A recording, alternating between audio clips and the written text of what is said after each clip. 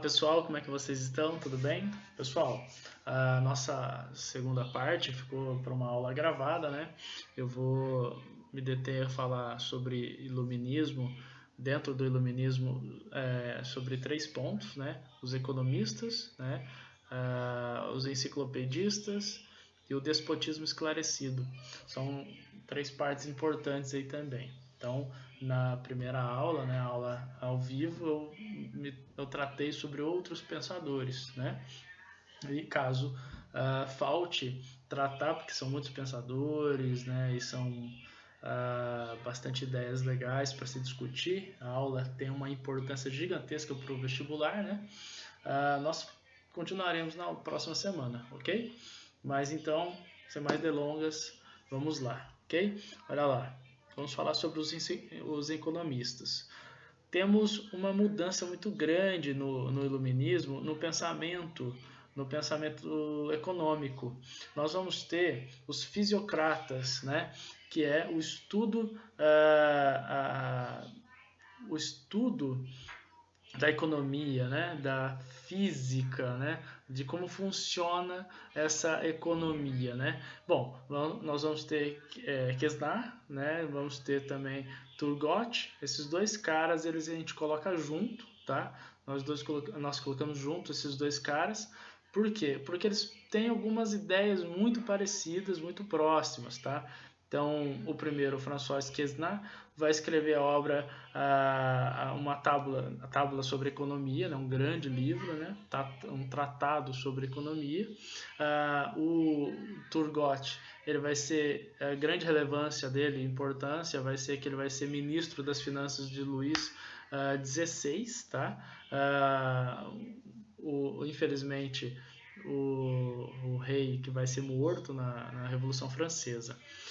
Esses dois caras, eles vão propor ideias muito importantes, pessoal, muito importantes mesmo. Por quê? Vocês vão perceber que o iluminismo ele rompe a todo momento com uma visão clérica, uma visão religiosa, né?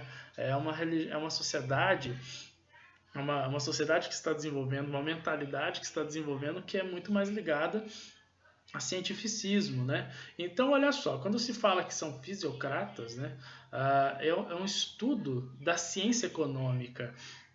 O estudo da ciência econômica quer dizer que a ciência, a economia, ela é uma ciência natural. Sendo uma ciência natural, ela tem regras, ela tem leis naturais.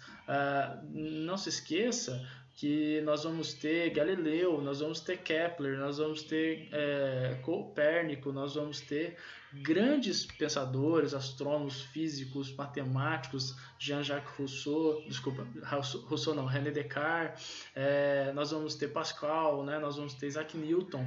Esses caras estão criando, né, descobrindo, estão desenvolvendo teorias, e essas teorias nada mais, nada menos do que conseguem ler a natureza, né? Os astros, a matemática e tudo, né? Que nos envolve. Então veja só, os fisiocratas da economia acreditavam que a economia ela era uma ciência natural. Isso é muito importante. Rompe barreiras, rompe paradigmas, tá? É muito importante nós entendermos que a mentalidade que existia antes de que Deus governa, Deus torna uma nação melhor que a outra, ou Deus que quer aquilo lá, a economia ela rompe com isso. Ela é uma lei natural, então, portanto, uma ciência natural, portanto, ela tem leis. Se nós entendemos essas leis, países que entendem melhor essas leis saem na frente. Tá? Então vamos lá.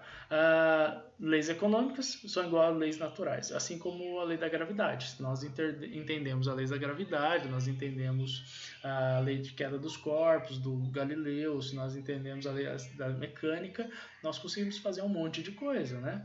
Então, na hora que nós entendermos as leis naturais da economia, também entenderemos e conseguiríamos fazer um monte de coisa dentro da economia. Bom, não dependendo da vontade do homem, tá? Então veja só, quando se diz que são leis naturais, é independente da vontade do homem. Eu quero muito que isso que a nossa sociedade cresça desse jeito, desse jeito. Não, ela segue padrões, ela segue regras. Você tem que obedecê-las, porque senão vai dar muito errado a sua economia, tá? Faz uma crítica violenta ao mercantilismo, tá? Porque apesar de trabalhar para déspotas, né? Trabalhar para absolutistas, ela faz uma crítica ao mercantilismo. Ela fala sobre a intervenção do Estado na economia de um jeito negativo, né? Esses caras nenhum rompe, nenhum deles, galera, vai dizer assim, ó, o rei não tem que mandar na economia. Nenhum deles vai falar isso, é muito importante. O próximo será Adam Smith, nenhum deles vai falar isso. O rei sim intervém na economia, mas para o progresso dessas leis, no sentido dessas regras naturais, tá? Então, o liberalismo do século XIX, do século XX, que vai levar à crise de 1929 na economia, ele tem algumas diferenças, tá? Desse liberalismo clássico econômico. É muito importante vocês entenderem isso. Bom, então ele faz algumas críticas ao mercantilismo, esse protecionismo exagerado, essa intervenção do Estado na economia, onde atrapalha o desenvolvimento da economia, que não segue as leis, né? Bom, a grande tacada desses caras, né? Então foi isso, tá? Tudo isso que eu disse para vocês. Eles vão também atribuir a riqueza de um país à terra, à propriedade, né? A riqueza que vem, que nasce e que é produzida na terra. Então eles vão colocar do seguinte modo: a riqueza vem da terra. Um país que consegue extrair essa riqueza, explorar essa riqueza, terá um grande sucesso. Essa era a teoria desses caras. É uma teoria até antiquada, né, que não alterou durante séculos e séculos e séculos, né? Essa é a grande... Eles manteram muito bem essa questão. O resto, né, já vem trazendo coisas diferentes para nós. Então, e eles fazem parte desse processo iluminista. A próxima figura nossa é Adam Smith. Esse sim faz uma revolução na economia, mas uma revolução muito grande, tá, galera? Porque a partir do momento que esse cara abre a boca, escreve um livro, né, sobre, por exemplo, uma investigação sobre a natureza e as causas da riqueza das nações, né? Na verdade, o livro é muito conhecido mais por Riqueza das Nações, mas o título todo é esse.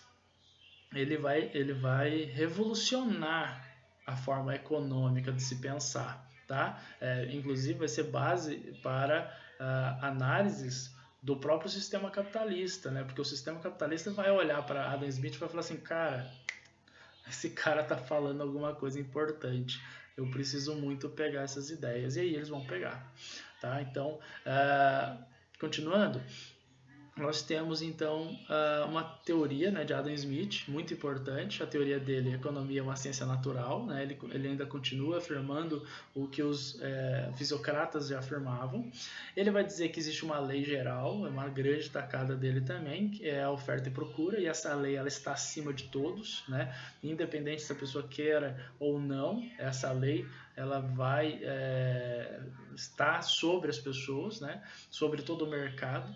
Ele usa uma metáfora para dar exemplos, né, para as pessoas de como ela funciona, né? Então a lei da mão invisível, a metáfora da mão invisível, onde ela autorregula o mercado, né? Então ela é natural, então deixa ela seguir o seu curso, que uma mão, como se fosse uma mão invisível, fosse regulando cada lugarzinho bonitinho. Então, por exemplo, uma padaria, temos duas padarias no mesmo bairro. Uma aumenta o preço, é como se uma mão invisível estivesse fazendo alguma coisa, né? Tirando os clientes daqui e levando para a padaria de preço mais barato. E aí esse daqui, aí ele entende, fala assim, não, nossa, eu estou perdendo cliente, então ele diminui o valor de novo, e aí como se uma mão invisível voltasse a colocar clientes naquela padaria. Então, obviamente que eu estou tentando explicar isso de um jeito simples, mas é muito mais complexo do que isso, porque tem questão de valor, qualidade do produto, formas de produção, trabalho qualificado, tem um monte de questões que variam, faz essa mão invisível variar. Ele explicou, obviamente, de um jeito muito mais complexo. Mas basicamente é isso, é que uma mão invisível autorregula, né? Então, uma pizzaria, ela não pode colocar o preço que ela quiser, não, porque se outra padaria colocar um preço melhor e manter um produto de qualidade, essa outra padaria fecha, entende? Então tem que tomar bastante cuidado. A grande revolução desse cara foi dizer que a riqueza não vem da terra, a riqueza vem do trabalho. A terra não é nada sem o trabalho humano. E ele está corretíssimo, né? A Idade Média já sabia disso, né? Só que eles não entenderam direito, mas a Idade Média já sabia disso. Quando existiam os feudos, quanto mais gente dentro dos feudos, mais protegido, mais cultivo eles iam ter, né? No caso, produção para se manter. Então, quanto mais gente, melhor. A Idade Média já sabia disso, e Adam Smith demonstra isso, né? Cita casos muito importantes. Então, a riqueza vem do trabalho, e ele vem da divisão do trabalho também. Então, olha só, o que está nascendo aí é o capitalismo industrial, não é? O capitalismo industrial está nascendo e ele está lendo isso daí, lê muito bem Adam Smith. Então, a riqueza do trabalho, a riqueza vem do trabalho e da divisão, porque aumenta a produtividade, aumenta a qualidade do produto. Logo, aquele produto, aquela empresa será muito mais competitiva no mercado, né? Então, ele forma a base do liberalismo econômico ou da escola clássica de economia. Mas ele ainda acredita na intervenção do Estado, tá, galera? Isso é muito importante. Não da intervenção do Estado que atrapalha o funcionamento da economia, das leis naturais de oferta e procura, principalmente. O Estado ele pode intervir, mas para o progresso da economia. Ele não pode intervir para piorar ou para atrapalhar, né? Vamos agora aos enciclopedistas, tá, galera? Muito simples essa parte, né, da aula. Temos Diderot e D'Alembert, né? Dois caras que vão desenvolver um compilado de conhecimento que vai substituir, olha que legal que eu estou falando, vai substituir a Bíblia como uma peça-chave para todo conhecimento. O que a enciclopédia está querendo fazer? Ela consegue fazer, inclusive, ela ocupa o espaço que era da Bíblia a respeito de conhecimento. Então, o que ele está fazendo? Ele está jogando a Bíblia para, é o passo da fé. Vocês ficam no espaço da fé e a gente fica no espaço da ciência, por favor. Então, a enciclopédia, né, esse dicionário da ciência, vai trazer um monte de conhecimentos práticos, um monte de conhecimentos bacana, né? Eu posso até fazer na aula ao vivo com vocês algumas questões que muita gente pensa, a gente, professores, pensa sobre como essa questão da enciclopédia e o mundo de hoje, né? Com inteligências artificiais, inteligências da internet, coisas da internet, essas coisas, né? Então, tipo, tem o programa Siri, tem o programa Alexa, tem a Cortana, que é dos programas de computador, que fazem, né, tornam um conhecimento muito prático. A enciclopédia foi a primeira a fazer isso, tornar o conhecimento prático, né? Então, olha lá. Teoria divulgar o conhecimento iluminista através da enciclopédia. Bastante simples. Isso daqui é uma imagem de como era a capa da enciclopédia. Pessoal, por fim, nós temos aí os déspotas esclarecidos, tá?